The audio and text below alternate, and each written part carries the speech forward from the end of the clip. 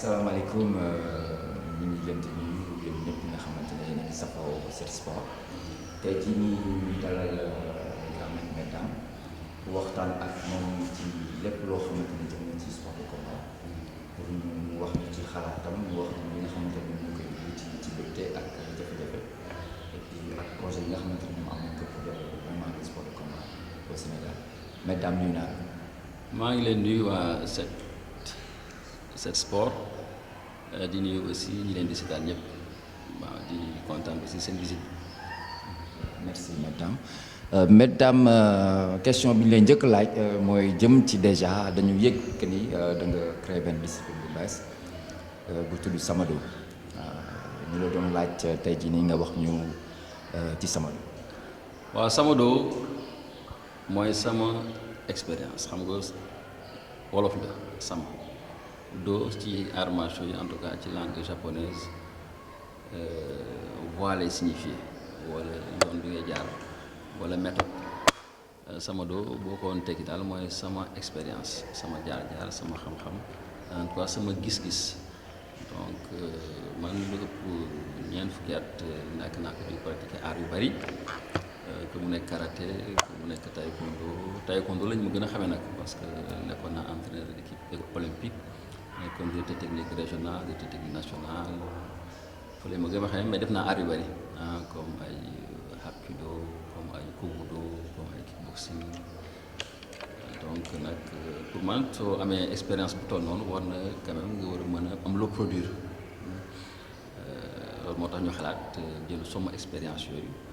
seet en tout cas li nga xam ne pour ñun moo ci gën a pratique ñu ko jéem a jàngale tudd ko nag Samado lii nekk originalité Samado bi mooy maanaam différence bi entre yeneen yi mooy que ne dafa nekk art boo xam ne ci pédagogie bi war nañ mën a jël nit jàngal ko ci diir bu gàtt en tout cas li ëpp solo ci xam-xamu arts martiaux da ngay gis nit di pratiquer pendant 5 ans 6 pour nekk ceinture noire wala pour maîtriser yenn techniques yi ñun en tout cas suñu méthode bu fekkee régulier nga entraînement même bu fekkee yoroo yenn disposition yi soo pratiquer pendant 1 an rek en tout cas li ëpp solo si ñun li ñuy jàng mën nañu ko transmettre. Mesdames loolu rafet na mais constat bi ñu am ci sport de combat yi mooy la plupart discipline yu bëri day jógee à l'étranger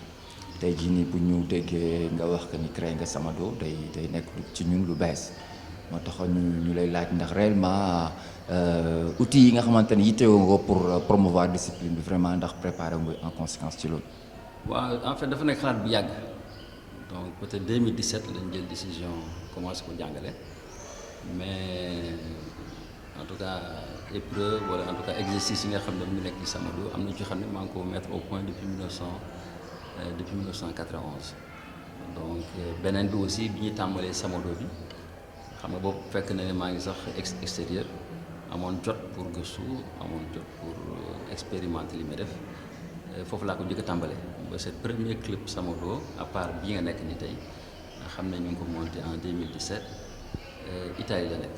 donc Italie fu mu nekk am nañ fa ñaari salle am nañ benn salle Algérie am nañ benn salle Afrique du Sud voilà te ñu ngi war a monter salle Cap-Vert ak Brésil donc pour dire que lu ñu xalaat la ñu yàgg jël suñu disposition yëpp par rapport ak programme par ceinture yi parce que am nañ suñu programme boo xam ne à partir de ceinture blanche la ba ceinture noire 4e dan ñun foofu la yem parce que man dama ne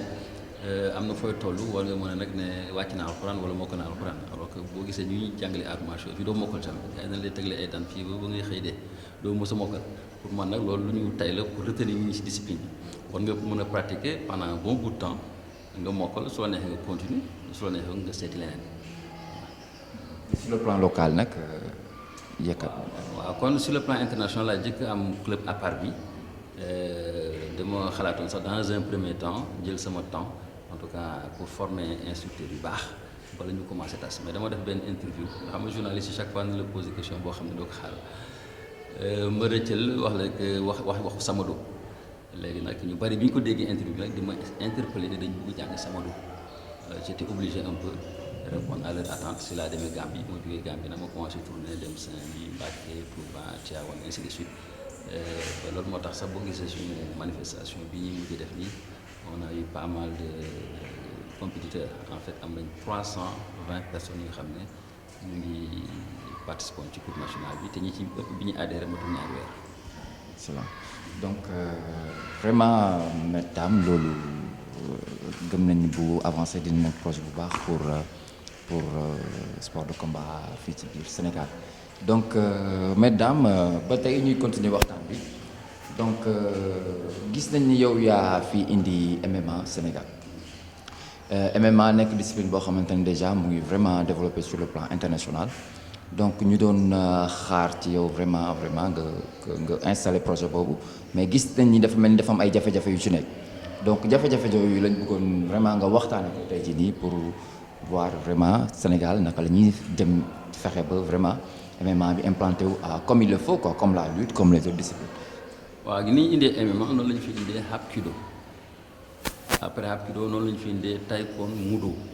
noonu la ñu fi indee aussi en tout cas boxe ñu fi indi Taekwondo ITF yooyu yëpp amul coow mais xam nga MMA dafa ànd ak business ànd ak xaalis donc moo tax bi mu yëgsee ñu bari xaalis bi la ñu gis moo taxoon xëccoo bi bari bien que ñun ñoo rek ñoo fi am association ba tey ñu ñoo fi am association MMA mais bari na ay nit ñu dem ministère ne leen ñoom ñoo yore MMA Sénégal bon jéem a un peu court-circuiter ay français wala sax ay sénégalais loolu moo taxoon nag ministère ñoom jàppoon ne dafa am xëccoo bu am ci MMA alors que xëccoo boobu amul en fait benn association MMA moo am Sénégal ku ñuy wax Pape Demba Kane mooy président bi man maay directeur technique bi en tout cas daal pour dire que ñun rek ñoo fi nekk pour def MMA officiellement ñoo fi jëkk aussi organiser les compétitions MMA depuis 2016 mu nekk ay compétitions amateurs mais dañu seetlu ne que bi mbër yi commencé dugg ci MMA bi ak réputation bi MMA am par rapport ak di en tout cas gaaw a indi xaalis si la ñëpp commencé plongé commencé xëccoo MMA bi ak ñun déjà il faut ñu comprendre que dafa am plusieurs sortes de MMA ñun MMA bi ñuy def MMA amateur la ñi ñuy gis ci télé bi li ci ëpp ay UFC ak yooyu MMA professionnel ñun defaguñu boobu MMA parce que lu tax may préciser loolu bokk na ci raison yi nga xam ne ministère dafay moytu MMA dañ naan dafa dangereux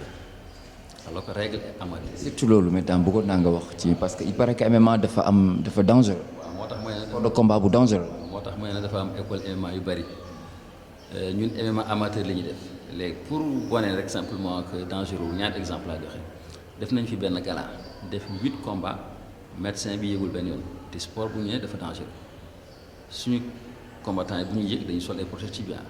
dañuy sol protège-dents dañuy sol coquille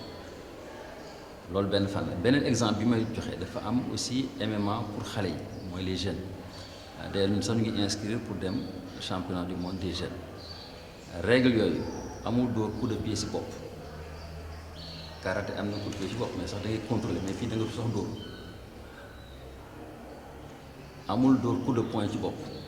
boxe da ngay dóor ci bopp fii amul pour les jeunes amul pour genou bu ñuy combat au ci suuf bu ñu daanoo parce que combat bi day ko ne amul dóorante donc loolu moo la nekk sport bu dangereux en fait li tiital nit ñi mooy li ñuy gis ci télé bi deret gi yeeg yu demee noonu te aussi il faut que nit ñi comprendre peut-être que combattant ñoo gën a nekk am ay disposition pour comprendre que su fekkee ñaari compétiteurs yi am nañ niveau foofu risque de blessure yu bariwul li indi en général ay problème mooy nga gis ko xam ne débutant la ñu boole ko expérience wala ñu ko xam ne dafa jógee ci kaw waroon récupérer ñu indi ko ci compétition wala ñuy compétir arbitre bi vigilant wul ñuy doon nit ki mu waroon arrêté wul loolu moo indi problème mais à titre de comparaison lu ma lire la mu ci Google en 2006 12 morts moo am ci boxe. ah ouais 12 morts boo duggee ci Google lañu ko seet boo ñëwee ci MMA def naa benn mort lañ ci décelé woon mu nekkoon benn waaye boo xam ne sax en fait deful woon MMA football américain la woon def ñu formé que à la hâte dugal ko mooy li may wax bu fekkee nit ku préparé nga mu di le temps qu'il faut maîtriser technique yi mu war a maîtriser am condition physique bi mu war a am bokk catégorie bi mu war a bokk en général problème du am boo jëlee lamb ji moo gën a métti foofu doo sol kam amul catégorie de poids durée de combat yi ay 10 15 minutes loolu amul si benn sport donc su fekkee lamb ji dangereux ñu ne MMA dafa dangereux. mais est-ce que lii yaa ngi koy waxtaane ak autorité parce que apparemment lii bu fekkee dégg nañ ko ñoom peut-être manque d'information bi nga xamante ne nekk na à leur niveau moo tax peut-être jafe-jafe am ak jafe-jafe yi nga xamante ne nemmeeku nañ ko ci plusieurs ay nit yoo xamante ne dem nañ pour approprier wu un peu le projet et tout nga xamante ne dem na ba indi ay jafe-jafe au niveau de la fédération léegi nag yan solution nga bëgg nga yaakaar ni ngeen war a mën a apporter pour que problème yooyu yëpp ngeen ciy rencontre mu jeex comme ça gosses yi mën a compétir mu am un championnat national comme il faut comme les autres disciplines. waaw intoxication loolu rek au niveau du ministère mais depuis lors ñu nekk en contact ñoom sax ñoo ñu oo pour ñu waxtaan jéem a xool lu ñuy régulariser un peu situation MMA c'est vrai que am nañu récépissé boo xam ne ministère de l'intérieur moo ko joxe mais xam nga fii ministère des sports moom mooy gérer tout ce qui est sport bu la enregistré wul da ngay mel ni un peu dans l'illégalité mun ñu tuye illégal parce que boo koy mais ministère reconnaître le mais ñoom seen bopp bi ñu gisee effort yi ñuy def gis à chaque fois ñu leen di rendre compte ñoom ñoo dem nañ ba xam que ne fii en tout cas ñii ñoo yore MMA te ñoom rek ñoo fi nekk def lu xam ne lu sérieux la oo nañ ñu waxtaan nañu ak ñoom actuellement am na ay propositions daal yu ñuy def pour jéem a xool lu ñuy régulariser MMA bi donc loolu moo tax sax bi ñu demee récemment dem Open international bi amoon Yaoundé ba ñëw indi ay médailles amul benn problème bu am au niveau du ministère donc ñoom xam nañ que ne ñu ngi évoluer parce que kenn mënuñu tere aussi ñu def MMA parce que on est autorisé par le ministère de l'Intérieur à organiser des événements comme sur le plan national international et tout mais ñun ñoo bëggoon daal toog waxtaan bu jubboo ci kàddu mën a reprendre les activités et on pense que loolu du jàkk parce que nee nañu sax ministre bi daf ñu bëgg recevoir donc ñu ngi liggéey ci loolu te on pense que léegi au niveau du ministère lu bari ñu woon lëndëm woon seen bopp je pense que leer na te reste prochainement dinañ mën a reprendre les activités au niveau du MMA. Vous avez tout ce qu'il faut, vous avez une direction technique, des arbitres et tout. Le monde du MMA, daal bi nga xamante ne MMA yittewoon na ko pour fonctionner comme il faut vraiment yéen a disposer ngeen équipe boobu. Voilà actuellement sax ñu ngi former benn équipe nationale parce que dañoo def rek benn sélection yi un peu basé sur la désignation désigner ay nit rek pour yóbbu leen compétition comme bi ñu dem Cameroun bu ñu fa jógee nag parce que Cameroun dañu bëggoon rek jël yi nga xam ne vraiment depuis le début ñoo fi nekkoon def MMA. ñu favoriser leen un peu pour ñu dem mais bi ñu fa jógee nag ñu nekk ci phase présélection dafa gum nañu actuellement 5 samedi prochain incha allah le 10 la ñu war a def nag test final bi nga xam ne dañuy permettre ñu jël catégorie bu nekk benn combattant pour mën a participer incha allah coupe du monde bi war a am Bahreïn en janvier parce que am nañ invitation comme ni ma ko waxee ak champion du monde xale yi les jeunes am nañ invitation septembre championnat d'Afrique wala Open Africa bi war a am Afrique du Sud am nañ aussi invitation pour championnat du monde donc ñu ngi préparer yooyu yëpp te je pense que d'ici là nañuy régulariser situation bi avec le ministère pour vraiment mën a jël les dispositions qu'il faut parce que li ma waxoon aussi mooy am nañ on est affilié à la fédération mondiale sinon duñu mën a participer yooyu donc te fédération mondiale benn association lay reconnaître ci dëkk bu nekk ñoom dañ dem ba préciser sax ne Sénégal benn nit la ñuy waxal mooy Pape Demba Kane muy président parce que xam nañ ne foo dem am nañu xëccoo moo tax ñu leeraloo donc fédération mondiale amateur MMA benn association la reconnaître Sénégal mooy ñun d'ailleurs comme je dis amul sax beneen association donc ku bëgg a évoluer ci MMA mën nga rapproché aussi donc ñun on est ouvert à tout le monde quelle que soit discipline bu nekk. sax ci loolu laa la bëggoon laaj tey jii on va vers le professionnalisme quand même. sport de combat te yow ci amateur rek ngay wax donc bëggoon nañu aussi nga dolli ñu bis ñi nga xamante ne peut-être des promoteurs professionnels yoo xamante ne peut-être bis bu ñu yittewoo organiser ay combats pro ou des combats amateurs naka lañ ñoom nan lañ war a def pour approcher leen ba yan jumtukaay lañ war a am daal pour mën a organiser ay combats comme gis nañ ko ci boxe bi y a des promoteurs en boxe anglaise. am na ay promoteurs ci yeneen discipline donc MMA aussi bëggoon nañ nga wax ñu tey jii nii ay promoteurs yoo xamante ne discipline bi intéressé na leen ñu bëggoon organiser ay combats fan lañ war a jaar ak kan lañ war a gis pour vraiment mën a organiser ay combats yu neex. waaw yooyu mos nañu ma ci interpellé mais dama ne parce que dégg naa ci presse bi am ay nit jugoon na ñu bëgg organiser ay combats professionnels mais bon d'abord nañ lijjanti suñu situation ak ministère des sports parce que bu fekkee ne sport amateur bi la ñuy am lu ñuy xalaat waxtuma professionnel bi mais ñun en ce qui nous concerne suñu association. def nañ les textes qu'il faut yëpp par rapport ak professionnalisme bi parce que suñu objectif c'est pas de rester amateur parce que amateur bi jaar-jaar la il faut mënoo xëy rek dem professionnel ñi ñu fi dégg ñuy wax yëpp à part peut-être Reug Reug moo fi def combat professionnel parce que moom aussi dafa nekk champion bu ñu xam mais du ko jug comme mbër rek dem nekki professionnel il faut nga jaar amateur donc suñu goos yi aussi foofu la ñu jaar fu nekk benn cheminement la suñ ci paree nag il faut que ñu mën utal ay combat professionnel d'ailleurs sax loolu am na parce que ñi demoon Cameroun ku mel ni Demba Seck ak Kayla ñoom dañu passé professionnel donc compétition amateur yi mootuñ ci bokk au niveau de Sénégal bu ñu deful compétition professionnelle du ñu mën a bokk donc en tout cas ñun jël na les dispositions yëpp au niveau des textes pour que ku bëgg organiser en tout cas des combats professionnels donc on collabore ensemble ñu faciliter les choses comme ni nga jëndee sa licence au niveau lamb jeeg yooyu pour nga organiser c'est pratiquement la même chose de façon fii moom amul benn bunt bu ñuy tëj pour indi ay jafe-jafe qui que ce soit te je pense que ñi ma xam ñëpp xam na loolu ci man donc ku ñëw bëgg jàpp ci mbir mais tu es le bienvenu. waaw même temps kontaan nañ donc dañu bëggoon nag tey jii xaw a dugg un peu ci mbër yi nga xamante ne ñu ngi bëgg dugg ci MMA te xam nga MMA c'est une discipline boo xamante ne c'est le regroupement de plusieurs disciplines donc ñu gis que ni bon suñu pratiquant mbër yi déjà dañu xaw a constater ay quelques lacunes ci seen sport de combat bi ci yenn discipline yi par exemple boo jëlee ci boxe bi ak ci pied-point et tout ça est-ce que yow yaakaaroon ni xaw na teel déjà pour mbër yi wala war nañ seen formation gën na war a mën a complète pour que ñu dugg ci MMA parce que MMA bi aussi gis nañ ni c'est beaucoup plus moo gën a yaatu quoi ci par rapport ak yenn discipline yemul ci bëre kese parce que am na yeneen discipline yu ci bopp donc yaakaaroon ni suñu mbër yi war nañ gën a am formation gën a adéquate balaa ñu dugg ci MMA bi. waaw xam nga sport bu nekk dafa am réalité ma am na benn champion bu mës a nekk daan def judo lamb la daan def pas cité son nom lutte traditionnelle mais bi mu ñëwee dafa nekk facilement champion du monde champion d'Afrique de judo te lutte rek la woon def mais après moo sax nekk champion Dakar parce que benn technique la am technique bi ñuy maîtriser ko c'est fini donc il faut que nécessairement ñu xam que ne réalité MMA mooy que au moins di nga mën a boxe di nga mën a technique yu xam dafa jógee ci boxe thaïlandaise maanaam coup de genou coup de coude yi ak yenn technique de jambe yi au sol aussi il faut nga am fa ay connaissances sinon bés bu leen daanee bu fekkee mënoo ko maîtriser ay difficultés ngay am te je pense que récemment en tout cas prestation bëri ñi gis war na tax ñoom ñu réfléchir peut-être mën nga bett nit ki benn yoon parce que xamoo sa style mais en genre du ñaar donc leen di conseiller mooy d'abord ñu bañ a yàkkamti ñëw di entraîner ci salle yi ensuite commencer par amateur parce que ñu ci bari ba bi ñuy waaj a organiser nii sax am na ñu ma contacter mais dañ may laaj xaalis ñoom ñoo ma contacter dañ ko bokk ma leen amateur mën ngeen ñëw am chance dem équipe nationale mais dañ laaj ñaata la ñuy fay sport amateur amul fay yow yaay wut en tout cas ay possibilités pour am ay vidéos yoo xam ne ëllëg ci biir di nga ko mën a wane sa ay potentiel promoteur boo demee Cameroun dañu invité jox ñu paas ñu dem en tout cas yenn personnes yi mais tubaab yi ñëw yëpp ñoom ñoo passé seen bopp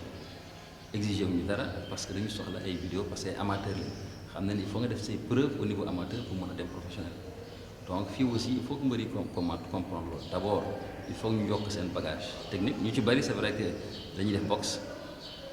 mais en tout cas ñu gën a affiner boxe bi en tout cas am nañ possibilité déjà ils sont comme ni mu ko wax toujours làmb ku koy def am nga courage ñi ci ëpp am nañ doole mais nag yamul foofu il faut que en tout cas yokk bagage yi sinon boo tasee ku la gën a expérimenté boo moytuwul dootoo am envie yeeg trop. mesdames kontaan nañ ci loolu nga wax noonu yaakaar naa mbër yi leer na ñu bëggoon nga sànni tuuti ñaari kàddu ci combat Reug Reug bi passé parce que gis nañ ni combat bi xaw na am tuuti jafe-jafe ci ak Reug Reug noo jàngatee combat bi. waaw Reug Reug moom suñu partenaire la manager la suma xarit la entraîneur la sama élève la ki koy entraîné Niass fii laa ko formé ba ceinture noire deuxième dan ab judo ensuite ñoom ñoo jëkk booy seet sax def ay combat MMA parce que daaw ñu wax MMA ñun mais dañ daan utiliser règle MMA yi ci biir ab judo pour faire passer le MMA te loolu mat na ëpp na 10 ans donc dewuma ci entraînement et tout mais souvent entraîneur du fi ñëw dañuy waxtaan et tout mais il faut que nit ñi indulgence bi mooy que ñu comprendre que ne moom peut-être turam moo tax mu teel yéeg foofu moom wax na ne sax moom ci loolu yi moo si gën a jeune mais il faut ñu comprendre que ne sur le plan technique dafa am lu bari loo xam ne war na ko évoluer am na l'essentiel moom mooy que am na fit il est courageux ragalul kenn wóolu na boppam am na doole catégorie bi moo fi gën a jeune mais ñeneen am na expérience technique yoo xam ne peut-être amu ko donc cette fois-ci combat bi duré na am na ay difficultés donc peut-être encaissé na aussi ay yenn techniques yoo ay coups yoo xam ne bon bien que dañuy wax encaissé mais quand même am na low kick yoo xam ne encaissé na ko peut-être yooyu wàññi na ko mais en tout cas dafa nekk monde boo xam ne miinagu ko trop donc mais ku ñuy encouragé la ku ñu wóolu la aussi parce que xam nañu bëgg na entraînement te encadrement technique bi aussi je pense que. bu doon yokk yow tey jii nii ci lu doon yokk daal techniquement ay bagages fan nga yaakaar ne bu ci gën a accentuer war na ko mën a jàppale. mais à tous les niveaux peut-être que xam nga man du ma def naa boxe mais du ma sañu ma entraîner boxe du ma spécialiste mais boo xoolee rek xam na ne quand même foofu quand même au niveau des techniques il y a des choses à parfaire donc boxe bi war na mën a gën a set n'est-ce pas peut-être que nag bu fekkee dès le début da nga ak am yenn en tout cas acquérir yenn défaut depuis la base pour ñu corriger ko ça va prendre du temps. Mais moom il est jeune, il peut encore progresser. Au niveau technique des jambes aussi, il ne suffit pas seulement sànni sa tànk pour sànni sa tànk. Mais là aussi, il faut que nga accentuer, en tout cas nga développer technique boo xam ne ça peut faire mouche, ça peut empêcher l'adversaire de travailler gi demee noonu. Donc on a vu aussi waa ji daf ko empêcher mu travail waaw parce que aussi daf koy étudier. Donc mos naa ko dégg mu ne moom lu xool adversaire am yooyu. Je pense que loolu c'est nécessaire. Je pense que c'est la première chose à faire sax c'est adversaire bi nga war a combattre nga étudier ko respecter ko. Ensuite xam ne du rek loo ñëw rek paqueté mu jeex quoi donc en tout cas daal il faut beaucoup travailler encore sur tous les aspects pour que mu mën ci génn yeneen combat mais en tout cas combattant bu ñu encouragé la bu ñu wóolulee il a les dispositions en tout cas pour réussir événement esprit champion loolu. léegi yeneen lutteurs yi nga xamante ni bëggoon nañu former lañ est-ce que yow ils peuvent être en contact ak yow pour ñëw fii ci salle bi def ay formation et tout. waaw comme on dit ñun on est ouvert à tout le monde ku mu nekk lutteur wala leneen souvent nit ñi dañuy accentuer un peu seen wax ci lutte mais ñun comme je l'ai dit jusqu'à présent ñeenti lutteurs ñoo ñëw inscrire suñu salle def événement association def naa benn lutteur moo ci am licence donc ñi daan tiit naan ñi dañuy màbb ci événement bi loolu amul mbëri nekkuñ fii peut-être mën nañu wax nii rek mais man kenn moo fi am licence am na ñuy fréquenter rarement mais d'habitude duñ fi yàgg parce que sama entraînement c'est différent bu ñu ñëwee ñenn ñi dañu trouvé que entraînement dafa métti mais man li ma leen di wax chaque fois mooy que ñun suñu demoon seen entraînement yéen suñu yeewoo suba tey dañuy am courbature parce que exercice benn donc c'est normal que yéen aussi su leen ñëwee fii am difficulté mais ñu ciy bari nag amuñu courage pour continuer loolu alors comme je l'ai dit ils ont un mental de guerrier et tout mais ñi ci ëpp ils sont très pressés te xaalis bi la ñuy gis alors que il faut que jaar-jaar la doo yeewu rek nekk millionnaire même boo nekkee professionnel tuuti ngay commencé. wala nga yëg ci kaw loolu il faut que vraiment mu leer seen bopp ci en tout cas bu ko def carrière MMA sinon nga resté ci làmb ji rek te def naa MMA mooy tane parce que am possibilité régulièrement ngay compétir am na fooy toll côté soo neexee ñaari weer yu nekk nga compétir alors que loolu moo ko ci am ci làmb ji donc possibilité pour ñoom la mais quand même nañu wàcc un peu sur terre réaliste. parce que gis nañu boxe bi la fois passée bi ñu demee ils ont quand même signé un projet avec le CNG. pour reconvertir un peu les licenciés de la lutte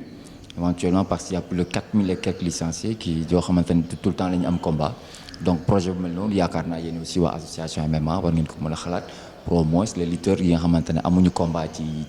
lutte bi quand même ñu mën leen reconvertir ñu devenir des combattants MMA. man du ma focaliser trop ci lutteurs yi parce que pratiquement arts martiaux yi ñoo ëpp 1000 fois les lutteurs parce que boo ñëwee nga ne y a 6000 5000 boo jëlee taekwondo ils sont 20 000. ouais boo ñëwee karaté c'est presque la même chose boo ñëwee Viet Vo Dao boo ñëwee kung fu ainsi de suite donc potentiel bi am ci au niveau des arts martiaux mais amuñu ko feneen mais comme je dis rek on reste ouvert que nga nekk un budokan que nekk un lutteur wala nga nekk leneen boo ñëwee en tout cas on est prêt à travailler avec toi mais il faut que les gens soient humbles qu'ils soient réalistes surtout. Merci mesdames quelques mots quand même ci taekwondo parce que mesdames aussi mënuñu mesdames te vraiment waxuñu taekwondo Sénégal. donc ancien directeur technique ancien entraîneur olympique et tout ça mais tam sànni ci quelques cadeaux ci parce que gis nañ la fois passée gars yi amoon nañ ay compétitions yu ñu amoon ci semaine yi la passé loolu ci sa xalaat. waaw ñëpp a ngi wax ci taekwondo bien parce que sama taekwondo dañu habitué nit ñi à la victoire depuis suñu première sortie 1995 dañu gën a jëkk génn yóbbu woon 4 combattants indi ñaari médailles benn médaille d'argent ak benn médaille de bronze mosuñu woon def compétition depuis lors mosuñu teggi tànk. am nañ fi ay champion du monde francophone yu bari am nañ ñetti médaille de bronze au champion du monde gagné nañ Jeux africains yi champion d'Afrique yi ouest africain moom jarul wax parce que finalement débutant li ñuy bouche ak ñu demee ñu ramasse donc c'est normal que les gens un peu jaaxle par rapport ak situation champion d'Afrique bi donc résultat mitigé la ñuy wax parce que côté organisation amoo loo wax parce que c'est parfait déjà le fait que ñu choisir Sénégal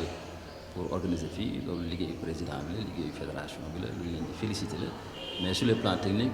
les résultats moom baaxul kooku moom il faut vraiment amul luñ ci lam-laamee parce que def naa ñaari médaille de bronze présenté 15 combattants alors que bi ñu mujj organiser fii 16 combattants la 15 médailles donc amul vraiment luñ ko mën tëkkale léegi ñoom nag en ce qui les concerne ñu war dem gëstu parce qu'il ne va pas que mu nekk entraîneur yi que mu nekk directeur technique bi ñu xool parce que combattants yi am nañ potentiel loolu moom jarul wax léegi nag raisons yi mën na bari mën na nekk peut-être Covid bi parce que ñëpp on a constaté que peut-être ba c'est tey kon ñoom mujjee reprendre seen entraînement loolu mën na jouer mais Covid bi aussi ñeneen ñi aussi ils étaient un peu dans la même situation mais daal dans les détails mënu ma expliquer lan moo waral en tout cas débâcle bi lu ñuy constaté la rek en tout cas ñu ngi encouragé fédération bi ñu revenir un peu en tout cas à la sérénité pour que ñoom ñëpp ñu mën a waxtaan nag sincèrement pour que vraiment les responsabilités soient situées pour ñu repartir aussi sur de nouvelles bases. Mesdames kontaan nañu vraiment ci entretien bi na ak yow doon sa kàddu bu mujj rek ci waxtaan wi.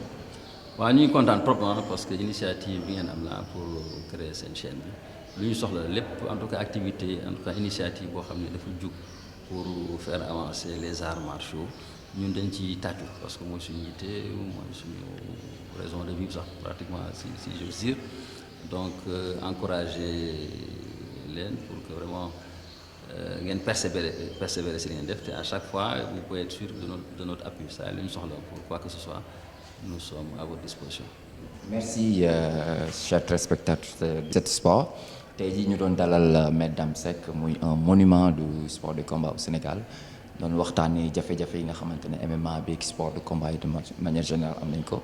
rafetlu merci beaucoup.